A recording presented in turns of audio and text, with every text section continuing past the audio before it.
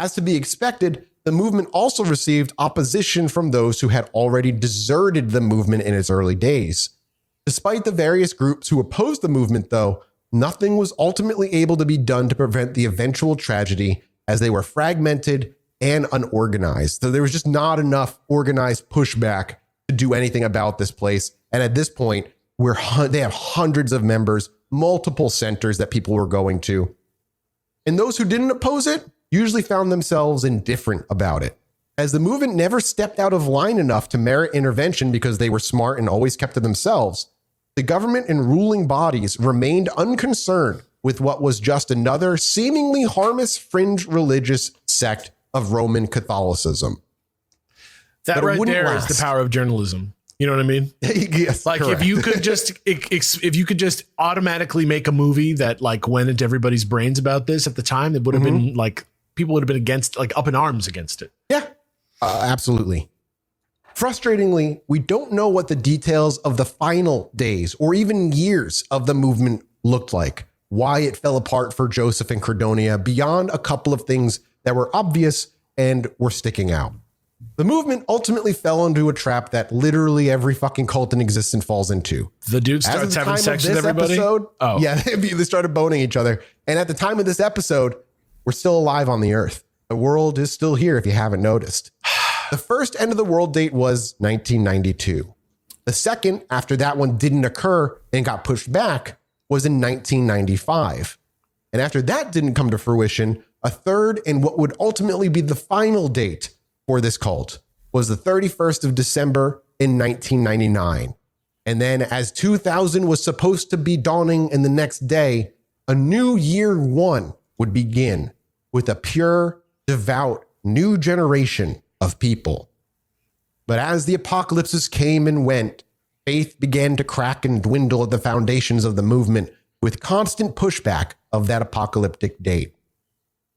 And on the 17th of March in the year 2000, Credonia and Joseph realized that they were losing everything. Oh God, I'm trying that again. They were losing everything. People were leaving. People were demanding their money and property back. And Credonia and Joseph didn't have it to give it back to them. Well, of course. Yeah, of course. It was spent and gone. And Credonia and Joseph didn't know what to do. Should these people get out and go to the authorities, they would surely end up in prison or worse. And so on March 17th in the year 2000, they made a decision. They made one final gathering at the congregation of Ishayuriu Ria Maria. That's the Mary's place of surrender and confession in Kanunga. And they gathered all believers in the church. As the congregants believed this was one of the Virgin Mary's safe zones for repentant believers to weather out the 3 days of darkness, they thought nothing of the higher-ups nailing the doors shut.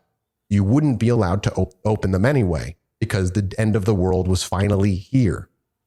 The church was then, as everybody locked inside, set on fire. What? Dude. Oh. Were they in there? Credonia and Joseph set it on fire. They were initially, we'll talk about that in a second. In that church, 529 people, including dozens of children, were burned alive, and not a single one of them survived. They racked up half their body count in one event? One event. Though undoubtedly tragic, if it hadn't been for this dramatic conflagration of the church, the other tragedies that we never knew about would never have been brought to light. Now that people knew that this cult was obviously bad and a ton of people were fucking dead a little too late, an actual investigation was put into place. And each of the centers was heavily investigated. Other movement properties were investigated by authorities, and they found 6 additional bodies buried in the latrine of the conflagration church's compound. These specific corpses had marks of strangulation, stab wounds, and hanging.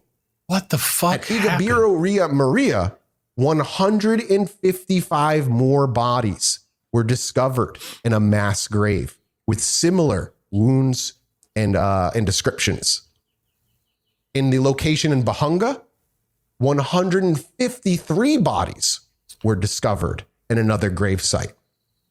And from there, 81 more bodies would be discovered at the farm of one of the high leaders, bringing the known death toll to 924 people. That's so messed up. So that was probably each of the rebellions, basically. Rebellions, people that may have died, children, kids, like anything that stepped out of line, punishment would be my guess. Much like Jonestown did, and other cults always do. Shinrikyo is another one, like just violent murder and punishment. Now you might think, well, at least the leaders are dead. And initial reports assumed that the leaders had died in the fires. However, authorities now believe that Kibweter and Credonia may still be alive, and international warrants are out for both of their arrests. No.